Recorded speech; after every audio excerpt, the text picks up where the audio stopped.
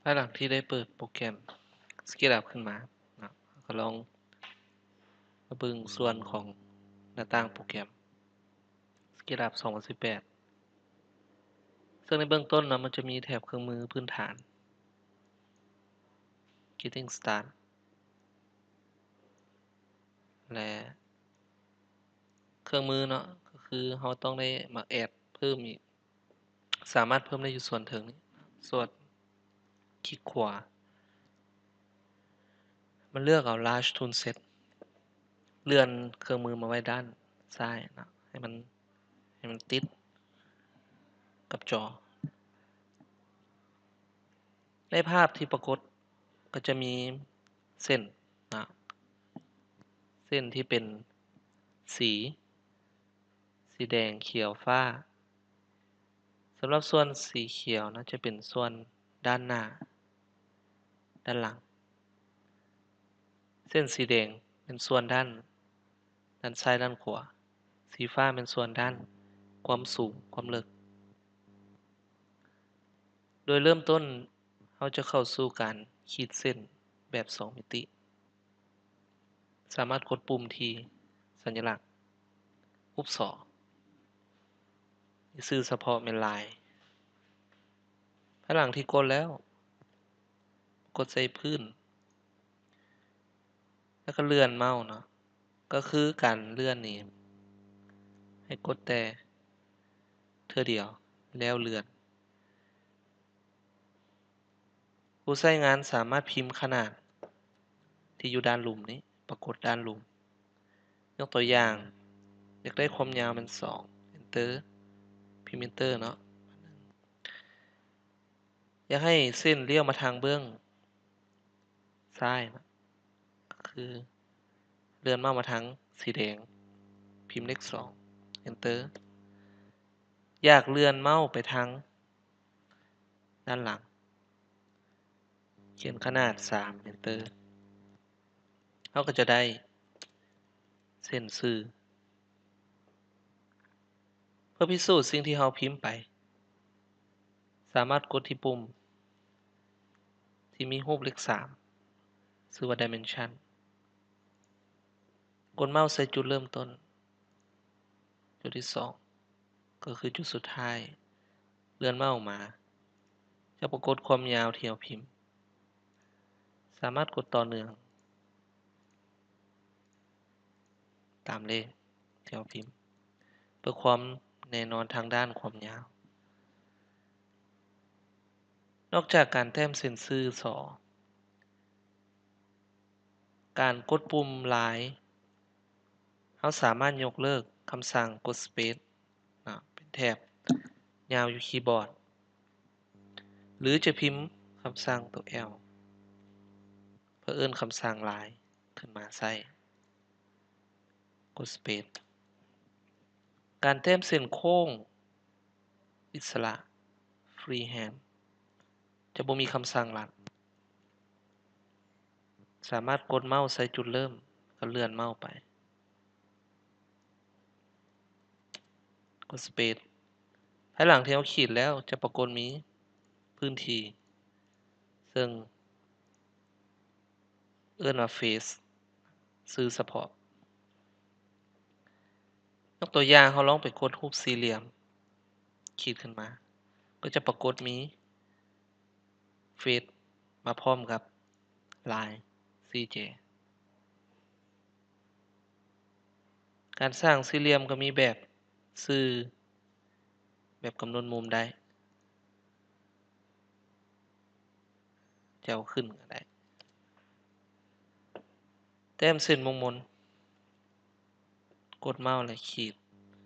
เทื่อหนึ่งพิมพ์เลข5 0.5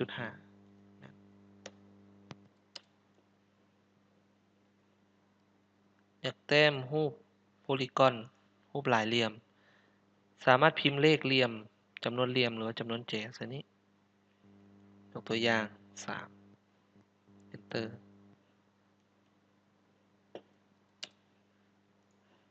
3 Enter กดเมาส์ก็จะปรากฏรูปตามจำนวน คำสั่งต่อมาเป็นการขีดเส้นโค้ง2จุดสามารถกดใส่จุดที่1ที่2ก็คือความกว้างเลื่อนออกมาจะเป็นความสูง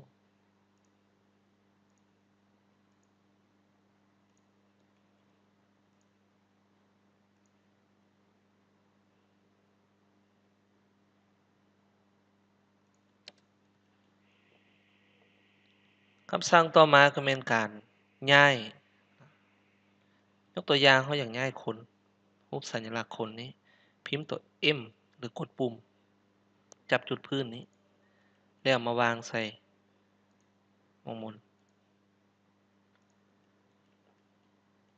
ในระหว่างที่ย้ายเราสามารถกด Ctrl เพื่อ Copy ขึ้นมากดเทื่อหนึ่ง Ctrl ในการย้ายนอกจากย้ายเราก็สามารถยกได้กดตัว P ก็ได้เนาะ Press Pull ยกตัวอย่างเราอยากใส่ Press Pull Support the Face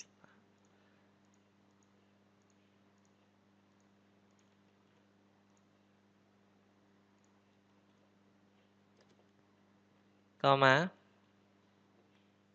กรณีเราอยากหมุนการหมุนนี้เบื้องต้นเราต้องสร้างหรือกำหนดโมเดลให้เป็นกรุ๊ปสามารถกดใส่โมเดล2เทื่อคลิกขวาเลือก Make Group กดคำสั่งตัว M เพื่อย้ายกด Ctrl เทื่อหนึ่งการหมุนนี้พิมพ์คำสั่งตัว Q แล้วกดใส่จุดหมุน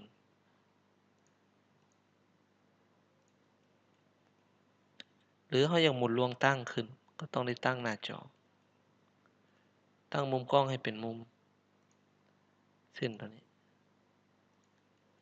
แล้วก็จะหมุนขึ้นต่อมาเราจะใช้คำสั่ง Follow Me ก่อนอื่นเราต้องได้คลิกเส้นทางเนาะอาจจะใส่เส้นที่เราแต้มไปแล้วตัวนี้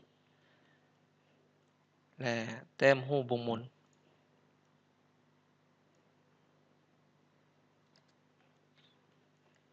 หรือเราจะหมุนกล้องมาทางด้านนี้กดสัญลักษณ์วงมนแล้วกดใส่เส้นนี้เพื่อสร้างเส้นวงมนขึ้นภายหลังที่เราได้เดี๋ยวนี้แล้วกดใส่ปุ่ม Follow Me แล้วก็เลื่อนเมาส์ไปตามเส้นเราก็จะได้รูปคล้ายคือทอยกตัวอย่าง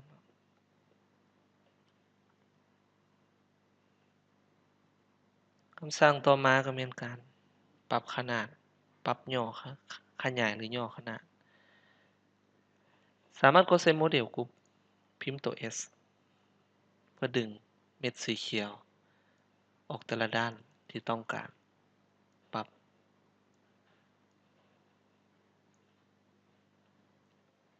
คำสั่งต่อมาเป็นคำสั่งขยายหรือย่อเส้นขอบ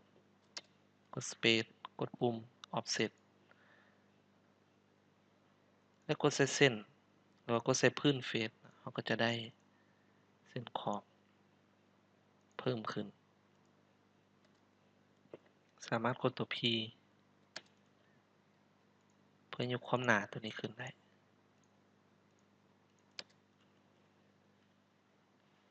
จะสังเกตมึงเนาะว่าโมเดลที่เราสร้างขึ้นนี้จะมีทั้งพื้นสี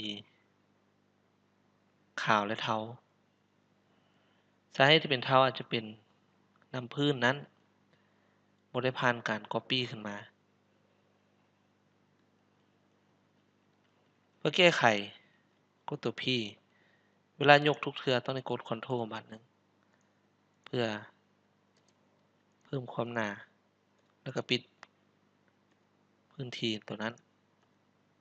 ต้องได้กด Ctrl ไปนำเทื่อหนึ่งก็จะปิดตัวนี้คันเทียบใส่การยกแบบเมื่อกี้นี้ก็จะเป็นพื้นที่ปิด ภายหลังที่เราได้ offset แล้วเข้าสู่การวัดแทกบ่โชว์ขนาดใส่รูปนะแต่จะโชว์ข้อมูลกดใส่ปุ่ม My Match นะแล้วก็กดจุดเริ่มต้นหาจุดสุดท้ายก็จะบอกขนาดความยาว เข้าคำสั่ง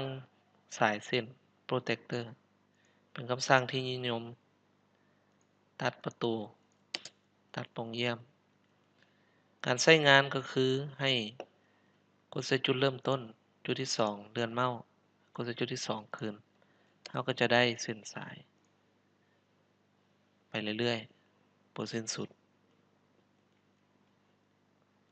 ต่อมาให้กดปุ่ม A1 จะโชว์ข้อความของเนื้อที่กดใส่ก็จะโชว์ข้อความเนื้อที่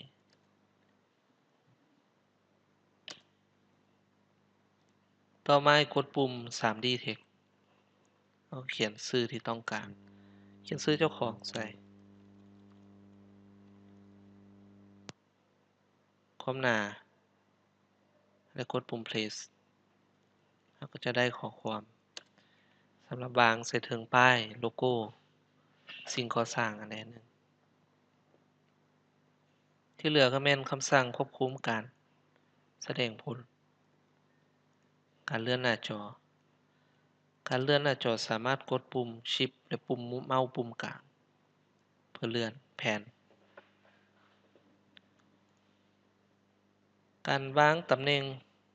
หน้าจอเนาะสามารถกดใส่รูปคนยืน กดใส่เทิงเฟซเราก็สามารถอยู่ในตำแหน่งที่เราจะยืนหรือว่าตำแหน่งที่จะเบิ่งได้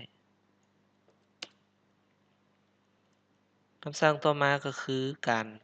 เทสสีจะเป็นรูปถังสีกดใส่รูปไม้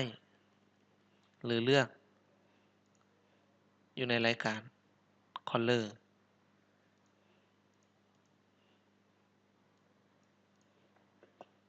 ยกตัวอย่างสีเขียว สีฟ้านอกจากการเทสสีแล้วในแถบ Material ก็จะมีส่วนของ Component Component ก็คือจะมีโมเดลพื้นฐานของโปรแกรมสามารถดึงเข้ามาวางใส่หน้าจอ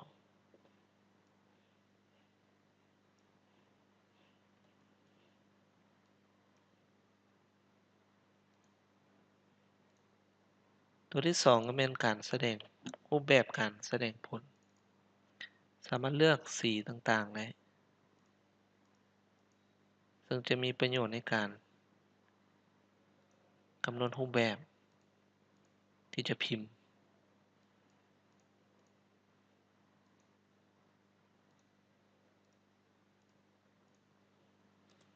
ก็ไปหาแถบ Symbol คืน Symbol Style สิ่งสำคัญต่อมาเป็นการกำหนด Layer เพื่อควบคุมการแสดงผลเนื่องจากปัจจุบันโมเดลเรานี่สร้างขึ้นมามีรูปคนรูปวัตถุรูปโต๊ะนะอาจารย์จะแยกโต๊ะคนกับส่วนอื่นๆใส่ Layer